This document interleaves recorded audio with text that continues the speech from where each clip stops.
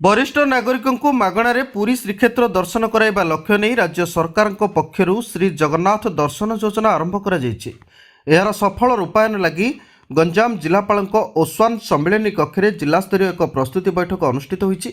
जिलापाल भी कीर्तिभाषण अध्यक्षता कर जिलूर प्रथम पर्यायर मोट 550 जन वरिष्ठ नागरिक और विधवा महिला को यह योजन सामिल करने को निर्देश देते। समस्ते जेभली सुरक्षित भाव पुरी श्रीक्षेत्र में जगन्नाथ को दर्शन कर फेरबे से गुरुत्व देवाई जिलापाल विभाग अधिकारी निर्देश देते। मुख्यतः आर्थिक स्तर में दुर्बल थिबा व्यक्ति एवं सरकार वार्धक्य और विधवा भत्ता योजन अंतर्भुक्त थिबा लोकों को गुरुत्व दियाजिबो बोली बैठक में आलोचना सेपरी वरिष्ठ नागरिक तीर्थयात्री योजना एवं श्री जगन्नाथ दर्शन योजन पूर्व सामिल होई नथिबा लोकों को गुरुत्व दियाजिबो। 60 रु 75 वर्ष मध्य थिबा व्यक्ति एथिलागि आवेदन करिपरिबे।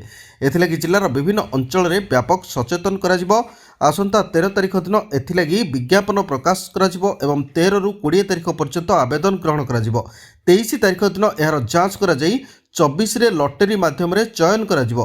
गंजाम जिल्लार 503टी ग्रामांचल और समस्त सहरांचलर लोके आवेदन करिपरिबे बोली सूचना मिलिछि।